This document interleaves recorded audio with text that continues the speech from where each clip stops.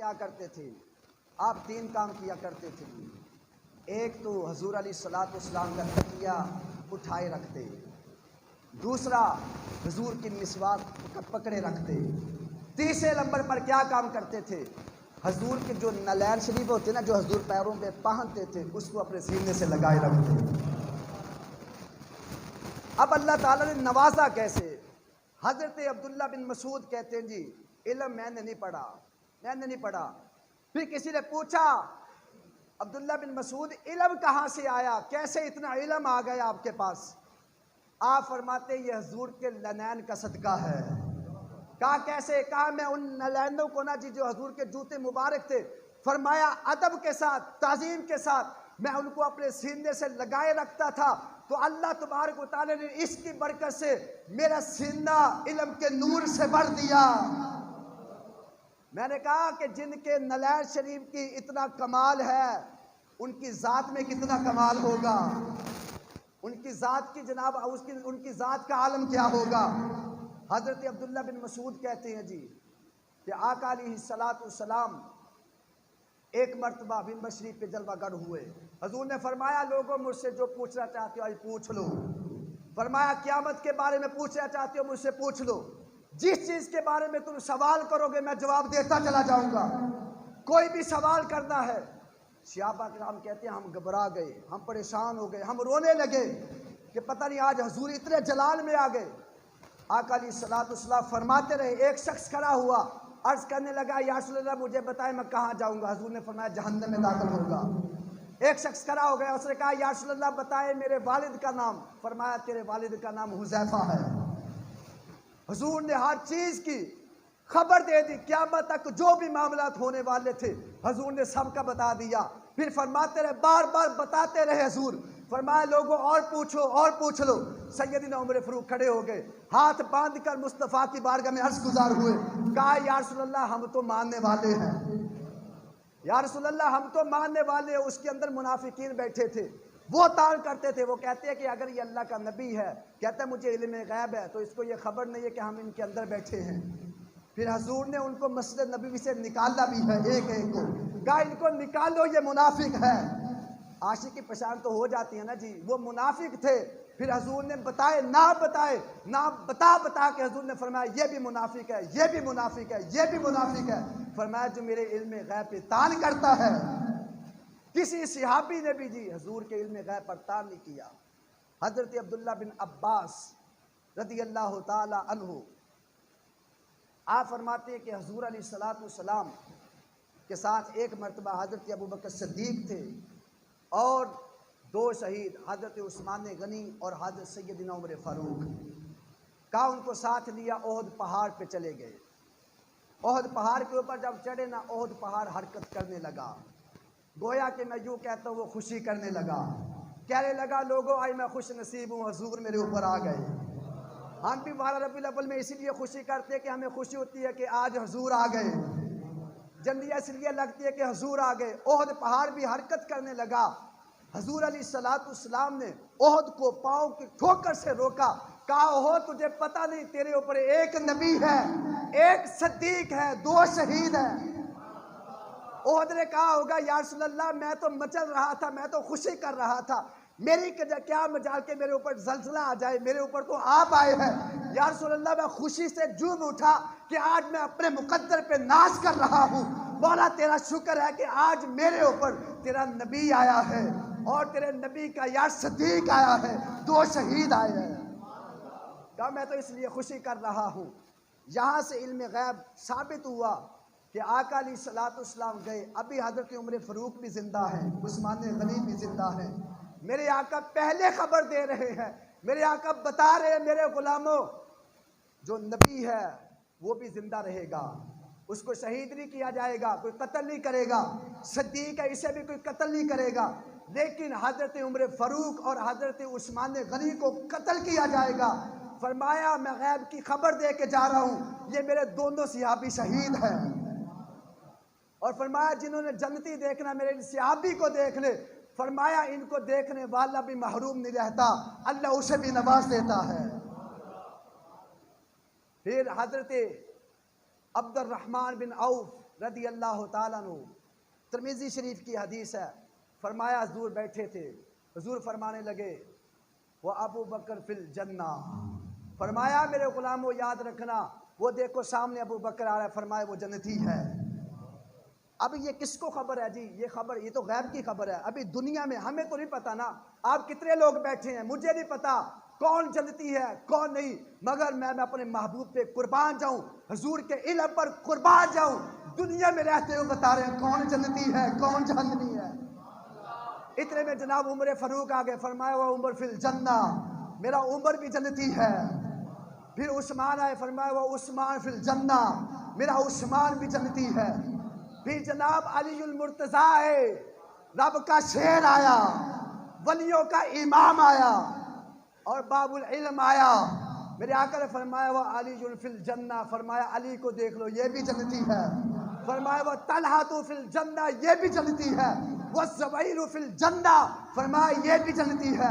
وہ عبد الرحمن بن عوف فی الجنہ، فرمایا یہ بھی جنتی ہے۔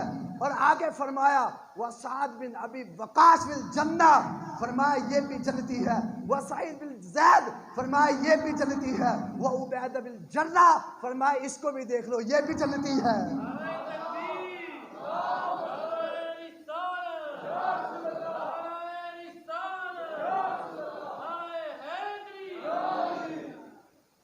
فرمایا یہ 10 میرے صحابی یہ سارے جنتی ہیں۔ یار دیکھ کے دنیا کے اندر رہتے ہوئے اور کس کو علم غیب کہتے ہیں جی؟ ہمیں بھی کوئی بتائے نا کس کو کہتے ہیں علم غیب؟ بھی جس چیز کا بندے کو نہ پتا ہو، ہمیں نہیں پتا۔ اب میرے محبوب فرما رہے ہیں، پھر زبان مصطفیٰ سے نکل رہا ہے، میرا محبوب تو چلے رب قرآن بنا دیتا ہے، میرا محبوب بالوں میں کنگھی کرے رب قرآن بنا دیتا ہے، میرا محبوب سر پہ تیل لگائے رب قرآن بنا دیتا ہے، میرا محبوب مکہ میں چلتا ہے رب اس جگہ کی قسمیں اٹھا دیتا ہے، میرا محبوب کپڑے پہنتا ہے رب قرآن بنا دیتا ہے، میرا محبوب بولتا ہے رب قرآن بنا دیتا ہے۔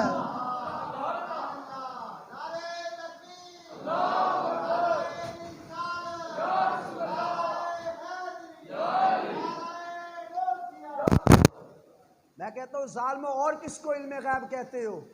جو دنیا کے اندر رہتے ہو میرا محبوب فرما رہا ہے، اور بخاری کی حدیث ہے، میں کہتا ہوں یہ بندہ سن لینا، یہ بندہ اپنے دل کے اندر بٹھا لے، وہ کبھی بھی اس کے دل کے اندر یہ خیال ہی نہیں آئے گا کہ حضور کو علم غیب تھا یا نہیں، ہم تو ماننے والے ہیں۔ عاشق دلیل نہیں مانگتا، وہ کہتا ہے سب کچھ جو ہونا ہے وہ حضور کے صدقے ہونا ہے، اور جو ہونے والا ہے جناب جو ہونا ہے سب حضور بتا کے گئے ہیں۔ میرے محبوب نے بتایا قیامت کب آئے گی، نشانیاں کیا، جو جو نشانیاں بتائیں آج وہ ہو رہا ہے۔ اور علم غیب کس کو کہتے ہیں؟ میرے محبوب نے فرمایا نہیں تھا جناب تمہاری بیٹیوں کے سروں سے یہ چادریں اتر جائیں گی، عورتوں کے لباس ٹنڈے ہو جائیں گے۔ کیسے لباس ہوں گے؟ عورتیں کپڑے پہن کر بھی ننگی ہو جائیں گی۔ 1400 سال پہلے میرے محبوب نے فرمایا تھا، آج وہی نشانیاں پوری ہو گئی۔ یہ تو شکر ہے میرے محبوب نے میرے عیب نہیں بتا دیے، ان عیبوں پہ میرے محبوب نے پردہ ڈال کے رکھا ہے۔ ہاں میرے محبوب نے یہ پردہ ڈال کے رکھا ہے۔ بخاری شریف کی حدیث ہے جی، میرے محبوب جا رہے تھے، ایک راستے سے گزر ہو رہا تھا، جب گزر ہو رہا تھا نا محبوب نے دیکھا کہ کپڑے ہیں جی 2 کپڑے، ان پہ عذاب ہو رہا ہے۔ ہمیں نہیں پتا ہوتا جی، ہم قبرستان جاتے ہیں، کبھی کسی نے دیکھا ہے قبر میں عذاب ہو رہا ہے یا قبر میں جو مرا ہے وہ جنتی ہے کہ جہنمی، اس کے ساتھ قبر کے اندر کیا معاملہ ہو رہا ہے ہمیں تو نہیں پتا۔ لیکن قربان نہ جاؤں حضور کے علم پر، حضور کی نظر پر، حضور کی بصارت پر، میرے محبوب سوار ہو کے جا رہے تھے، صحابہ بھی ساتھ تھے، دیکھا قبروں پہ عذاب ہو رہا ہے، غلاموں پہ ترس آ گیا، ہائے ہائے، اور غلاموں پہ ترس آ گیا، ایسے آقا ہو غلاموں پہ ترس آ گیا، قیامت کے دن بھی غلاموں پہ ترس آ جائے گا، غلاموں پہ ترس آ جائے گا۔ وہ تو عالم برزخ میں ہے، میرے محبوب اس دنیا میں ہے، میرے محبوب نے اس دنیا میں رہتے ہوئے ان پہ ترس آ گیا۔ اب دیکھا، کہا اب ان کی پریشانی کو دور کیا جائے۔ جب ترس آیا نا میرے محبوب نے صحابہ کو روکا، کہا رک جائیں، غلام ہے نا، کس کے؟ کہا میرے ہیں، کہا غلام میرے ہیں، اور قبر میں عذاب ہو رہا ہے، کس سبب سے ہو رہا ہے؟ کہا یہ بھی جانتا ہوں۔ کسی نے پوچھ لیا یا رسول اللہ کس سبب سے؟ فرمایا ایک پیشاب کے چینٹوں سے نہیں بچتا تھا، دوسرے لوگوں کی چغلیاں کرتا تھا، اس وجہ سے عذاب ہو رہا ہے۔ اس کا مقصد یہ بھی ہے کہ ہم جو بھی معاملات کرتے ہیں، جو بھی اعمال کرتے ہیں، میرا محبوب اس سے بے خبر نہیں ہوتا، خبر رکھتا ہے۔ جو بھی اعمال کرتے ہیں، گھر میں کریں، چھپ کے کریں، میرے محبوب جانتے ہیں، اور جس سے خدا نہیں چھپا اسے ہمارے اعمال کیسے چھپ سکتے ہیں۔ اب میرے محبوب نے فرمایا میرے غلاموں، تاکہ قیامت تک جتنے بھی غلام آئیں گے ان کے لیے بھی آسانی پیدا ہو جائے، میرے محبوب نے فرمایا وہ سامنے کھجور ہے، 2 ٹہنیاں توڑ کے لے آؤ۔ ایک صحابی گئے جناب، ٹہنیاں توڑی، میرے محبوب نے ایک پہلی قبر پہ لگا دی، دوسری قبر پہ لگا دی، فرمایا اب جب تک یہ تر رہیں گی نہ تر رہیں گی، فرمایا اللہ ان کے عذاب میں تخفیف کر دے گا، فرمایا ان پر عذاب رک جائے گا۔ اچھا ہم جناب یہاں سے کتنے مسائل ثابت ہوئے؟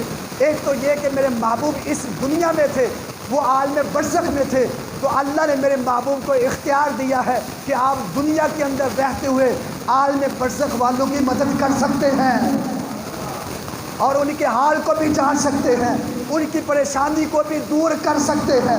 فرمایا جب آپ عالم برزخ میں چلے جائے، محبوب اگر کوئی دنیا میں آپ کو پکارے آپ اس کی بھی مدد کر دینا، فرمایا آپ اس کی بھی مدد کر دینا، کیونکہ ہم نے آپ کو اختیار دیا ہے۔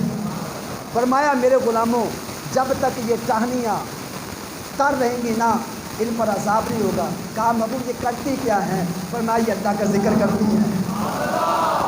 یہاں سے سوال مخالف پھر سوال کرتا ہے جی پھر آپ داتا صاحب کی قبر پہ جاتے ہیں وہاں پہ پھول ڈالتے ہیں، آپ بابا فرید کی قبر پہ جاتے ہیں وہاں پہ پھول ڈالتے ہیں، اس کا مقصد یہ ہے کہ ان کو قبر کے اندر عذاب ہوتا ہے؟ اور میں نے کہا ظالم عذاب نہیں ہوتا، جب ہم ان کی قبروں پہ پھول ڈالتے ہیں تو ان کے درجات بلند ہو جاتے ہیں تاکہ کل ہمارے لیے بھی کوئی ایسے اسباب پیدا کر دے۔ یہاں پہ تو جناب حدیث ہے، حضور نے فرمایا جب کوئی بندہ مومن جاتا ہے، مومن بندہ ہو، اللہ اس کی قبر کو جنت کے باغوں میں سے باغ بنا دیتا ہے۔ میں نے کہا کہ اگر سکون نہیں ملتا داتا صاحب جا کے دیکھیں تمہیں سکون ملے گا۔ سکون کہاں ملتا ہے؟ بندہ جنت میں جاتا ہے سکون ملتا ہے۔ گویا کہ جب کوئی بندہ اللہ کے ولی کی صحبت میں جاتا ہے تو گویا کہ وہ بندہ جنت میں پہنچ جاتا ہے۔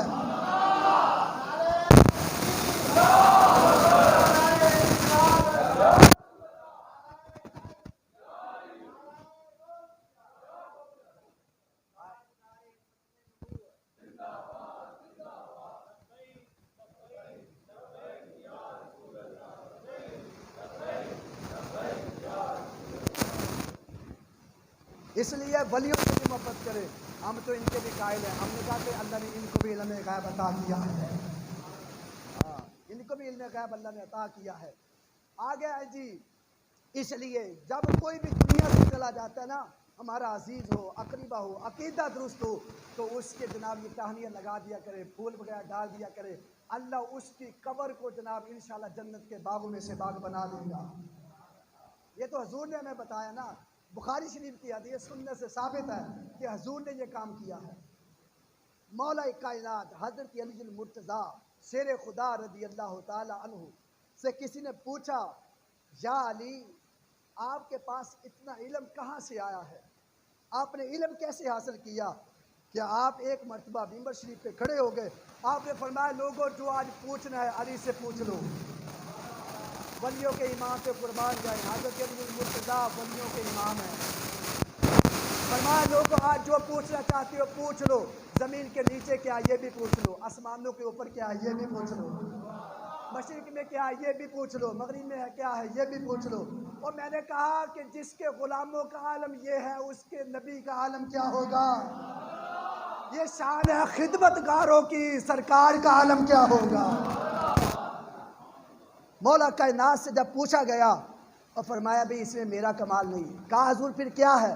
فرمایا جب حضور کا وصال ہو گیا نا، فرمایا میں نے حضور کو غسل دیا، فرمایا اس کے بعد حضور کی پلکوں پر وہ جو میں نے غسل دیا تھا 2 قطرے حضور کی پلکوں پر رک گئے تھے، ٹھہر گئے تھے، فرمایا میں نے اپنی زبان کے ساتھ ان کو چوس لیا، فرمایا جیسے ہی میں نے چوسا اللہ نے میرا سینہ علم کے نور سے بھر دیا۔ میں نے کہا کہ جس کے غسل کے پانی کا یہ کمال ہے تو محمد عربی کا علم کیسا ہوگا، ان کے علم کا کمال کیسا ہوگا کہ صرف جو بندہ پانی کے قطرے 2 چوس لے اس کا علم اتنا ہو جاتا ہے کہ وہ زمین کے نیچے کیا ہے وہ بھی بتا دیتا ہے، آسمانوں کے اوپر کیا ہے وہ بھی بتا دیتا ہے۔ یہ تو میرے نبی کے غلاموں کا عالم ہے، نبی کا عالم کیا ہوگا۔